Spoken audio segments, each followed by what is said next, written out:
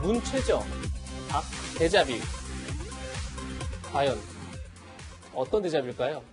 자, 이 얘기에 앞서서 먼저 오늘 오전에 있었던 75주년 광복절 경축식에서의 문재인 대통령 경축사부터 들어보시죠.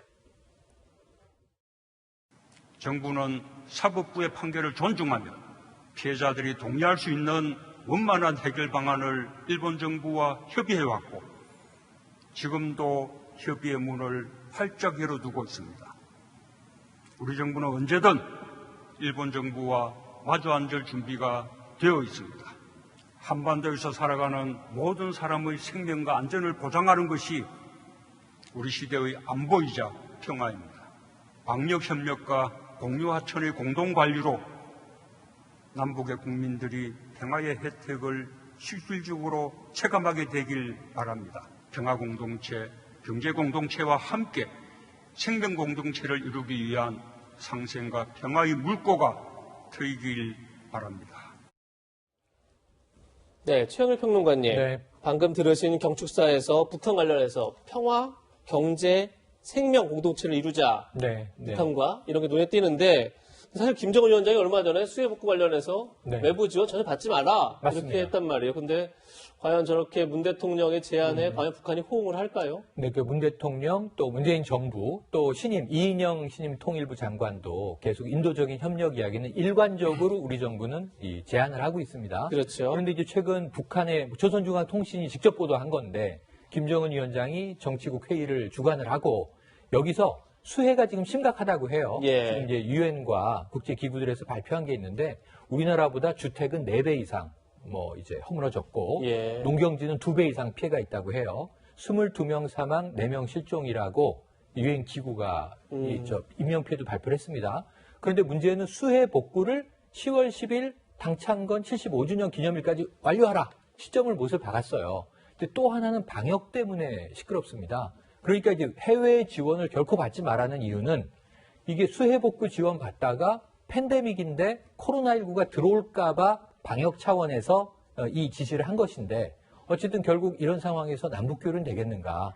북한의 입장에서는 빗장을 결코 풀지 않을 것 같고요. 한동안 우리 정부의 제안은 계속 좀 정체된 국면으로 흘 것 같아서 안타까움이 큽니다. 네, 변호사님, 지금부터는 본격적으로 지지율 얘기를 좀 해볼 텐데요. 네. 어제 문재인 대통령의 지지율이 이제 결과가 나왔는데, 한국갤럽 조사예요. 근데 30%대로 내려앉았는데, 취임 이후 최저치 기록이에요. 근데 청와대는 심기일전하겠다, 이런 반응이에요.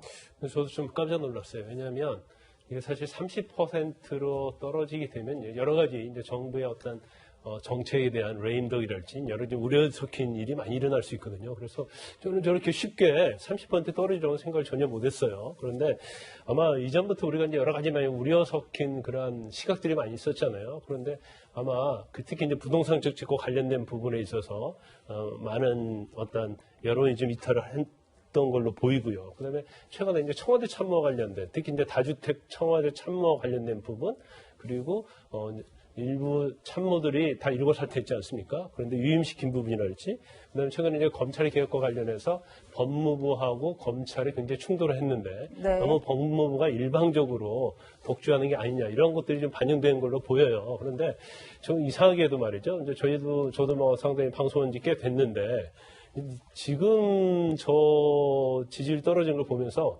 박근혜 전 대통령 때 저희가 방송 나갔을 때 똑같은 얘기를 했었거든요. 예. 사실 채널 A에서도 똑같은 얘기하고 다른 방송에 똑같은 얘기했어요. 그 당시에 박근혜 전 대통령의 지지율이 어떤 얘기가 많이 쓰냐면 40%가 콘크리트 지지율이라는 얘기를 수없이 많이 했어요. 예. 근데 콘크리트 지지율도 사실은 국민의 마음을 얻지 못하면 한 번에 무너지더라고요. 그래서 또 그때 정부에서 어떤 얘기를 했었냐면 일희일비하지 않는다고 그랬거든요.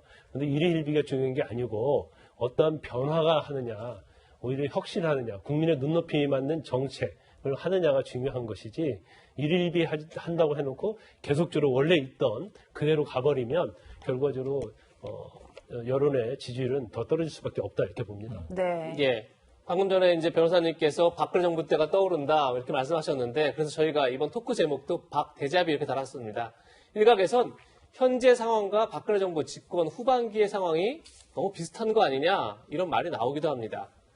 지금 보시는 것처럼 제가 제목을 달기를 박근혜 정부 대자뷰 이렇게 달았는데 2015년도에 박근혜 정부도 굉장히 많은 지지율이 이제 떨어지는 그런 사태를 맞았었는데 당시에도 아니한 상황 인식 이렇게 이제 비슷하다 이런 게 있는 거죠. 이번에 노영민 비서실장 그리고 정책 라인에 사표를 발레한 것처럼 지금 그때도 이제 김기춘 비서실장 등 문고리 3인방을 유임했다 이런 거고 당시에도 160석 새누리당이 여당 독주 이런 논란이 있었는데 지금 역시 176석의 거대 여당이 독주하고 있다 이런 거고요. 또 불통과 오만 당시에 뭐 기억하시겠지만 유승민 원내대표를 찍어낸다 뭐 이런 표현까지 쓸 정도로 그 파동이 있었는데 네. 지금도 여당 내에 다른 목소리를 용인하지 않는다 이런 이제 얘기가 있는 거죠. 소 국장님, 네. 어때 동의하십니까? 비슷한 거 같으세요?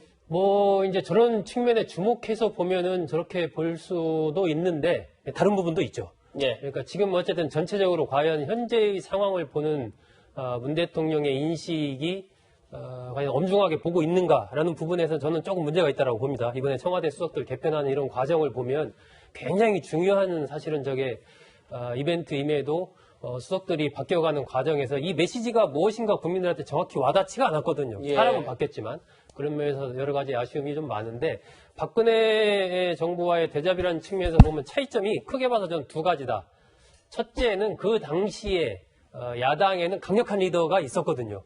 문재인이라는 박근혜 정부 당시에는 강력한 야당의 리더가 있었기 때문에 지금과는 좀 다르다. 지금은 이제 어쨌든 문재인 대통령의 지지율이나 민주당의 지지율이 떨어지고 있지만 상대적으로 봤을 때 야당의 지지율은 오르고 있지만 야당의 강력한 리더는 지금 부각되고 있지 않은 예. 그런 상황이거든요. 이게 그 당시와 다른 점 하나고 두 번째는 그 당시에 이제 박근혜 정부에서는 아까 유승민 당시 원내대표 얘기도 했지만 이른바 친박과 비박 그 갈등이 보통 갈등이 아니었지 않습니까? 그렇죠. 네. 그리고 내부에서 이제 분열이 됐던 거죠, 완전히. 예. 근데 지금의 여권은 봤을 때는 어쨌든 대체적인 이른바 범친문으로서 이 세력이 잡혔기 때문에 내부 갈등이 그 당시와 비교했을 때는 사실상 거의 크지 없는 않다. 정도다라고 예. 봐야 되기 때문에 그런 측면에서 그 당시와 또 다른 그런 측면이 있습니다. 네, 문재인 대통령의 국정 지지율과 함께 민주당 지지율도 동반 하락하면서 여당의 당황한 기색이 역력합니다. 목소리부터 듣고 오시겠습니다. 박원순 시장 젠더 이슈 이후 그리고 부동산 문제 최근에 또 수재까지 겹쳐가지고 지지율에 영향을 미쳤다고 보고요. 그러나 몇 년 만에 미래통합당이 우리 민주당을 앞섰다는 것은 충격적인 이야기죠. 국민 여론을 당연히 지속적으로 반영하고 있고요. 전반적으로 당이 이 사항을 굉장히 엄중하게 인식하고 있고 겸허하게 수용하면서 대응해야 된다라는 기조를 갖고 있습니다. 네, 이런 가운데 이해찬 민주당 대표도 지지율 하락을 두고 엄중하게 받아들여야 한다고 했다는데요.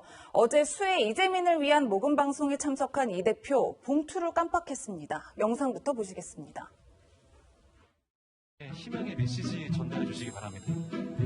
이번 재해도 함께해서 빨리 극복하는데 동참하는 것이 매우 중요하고 저희 당과 정부도 최선을 다하도록 하겠습니다. 예, 오늘 따뜻한 발걸음 해주셔서 감사한데 이쪽으로 넣어주시면 되겠습니다. 네. 네. 예. 고맙습니다. 예, 저희가 준비가 되는 대로 네, 다시 이따가 다시 한번 넣어보도록 하겠습니다. 감사합니다. 네, 고맙습니다.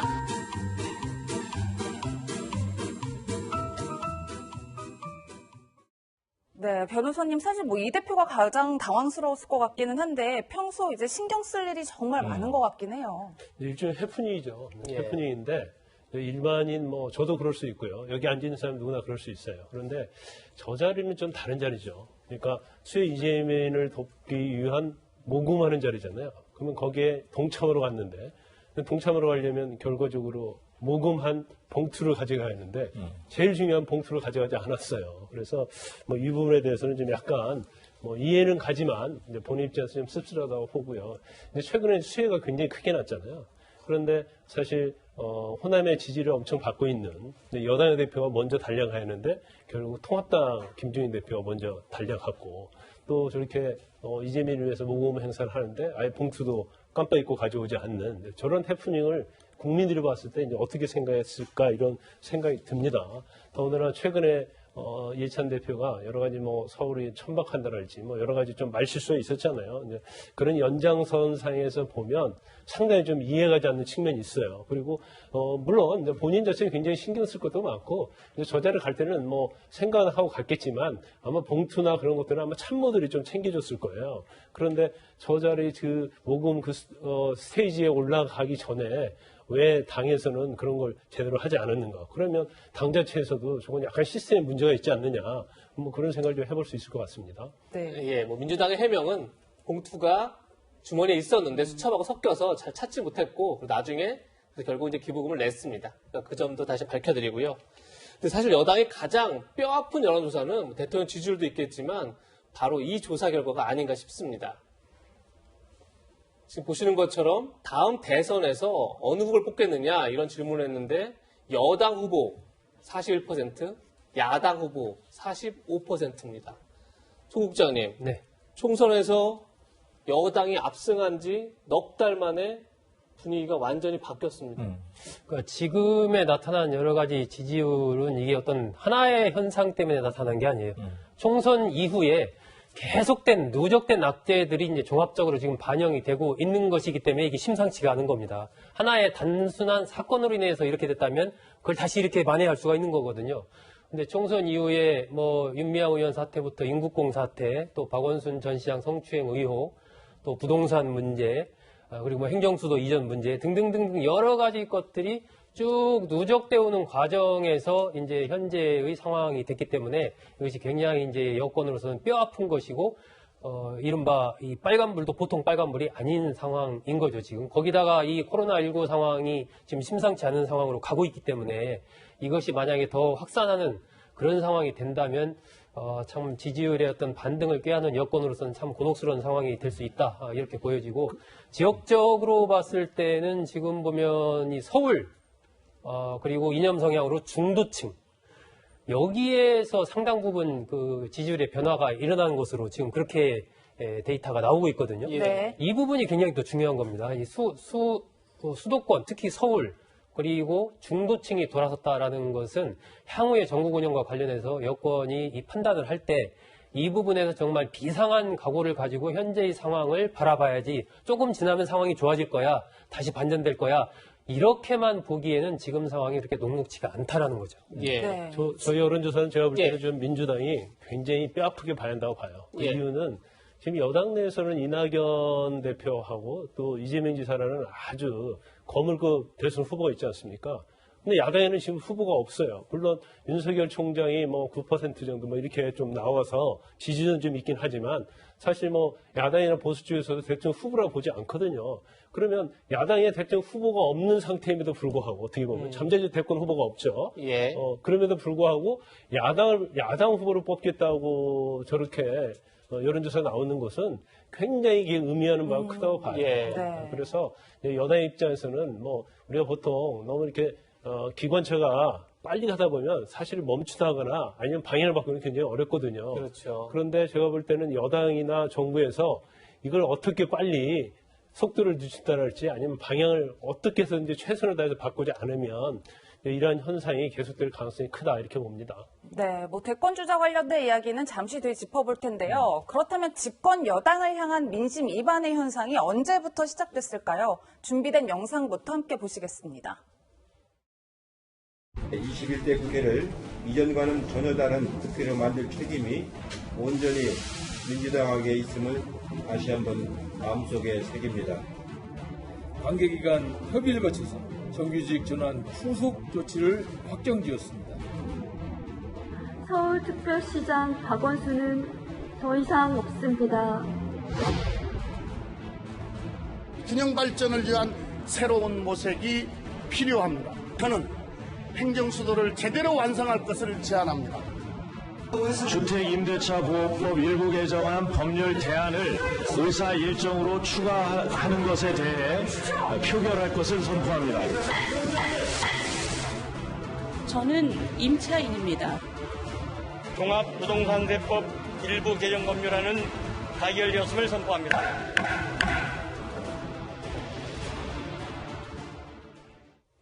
네, 총선 이후 지난 넉 달간의 상황을 잠깐 짧게 짚어봤는데요. 김광삼 변호사님, 네. 조금 전에 말씀하셨지만 야당 후보가 없는데도 불구하고 또 여당은 사실 막강한 후보가 있음에도 불구하고 야당 후보를 찍겠다는 비율이 높다는 건 굉장히 심각한 상황이다 얘기를 했는데 여당 내에서도 좀 변화가 있는 것 같아요. 저희가 뭐 화면을 좀 준비했는데 이재명 경기도지사가 여론조사에서 처음으로 이낙연 의원을 수치로 앞서는 그런 결과가 나왔어요. 이건 제가 볼 때 이제 두 가지 측면에서 봐야 할 것 같아요. 이재명 지사하고 이낙연 대표는 약간의 이제 대비된 측면이 있습니다. 이재명 지사는 어떤 현안에서 즉각적으로 반응을 해요. 그러면서 사이나 발언도 하고 본인의 뚜렷한 그런 걸 보여주고 있는 거에 비해서 이제 이낙연 대표는 굉장히 이제 신중 모드로 하는 경향이 있죠. 그래서 예. 국민의 입장에서 보면 이재명 지사가 굉장히 소신적이다 이제 그런 생각을 할 가능성이 있기 때문에 좀 선호도가 높이 올라가는 걸로 보이고요. 또 하나 이제 중요한 것 중에 하나가 이재명 지사가 사실 대법원에서 무죄 취지에 파기환송 받았잖아요. 그때 많은 얘기들이 이제 이재명 지사가 뭐 날개를 달다 그런 얘기를 많이 했어요. 네. 그러면 자유로워졌을 뿐만 아니라 이 본인의 어떤 입장에서 보면 더욱더 앞으로 이제 대권을 위해서 갈 수 있는 길이 열렸다 이렇게 볼 수 있거든요. 그런데 저 조사는 또 하나 제가 마지막으로 주목할 부분은 사실 어떤 친문이라는 세력이 여당 내에서는 굉장히 확고하지 않습니까? 그런데 이낙연 대표 같은 경우에는 대표 아직 아니죠. 이낙연 의원 같은 경우에는 사실 청와대에서 국무총리로 근무를 했고 이게 사실 문재인 대통령과 오버랩되는 측면이 있거든요. 예. 문재인 대통령의 지지율이 높을수록 어떻게 보면 이낙연 의원에 대한 지지율이 굉장히 같이 가는 그런 게 있었는데 근데 최근에 문재인 대통령의 지지율이 떨어지면서 같이 이낙연 의원의 지지율이 좀 떨어지고 있지 않나 싶고요.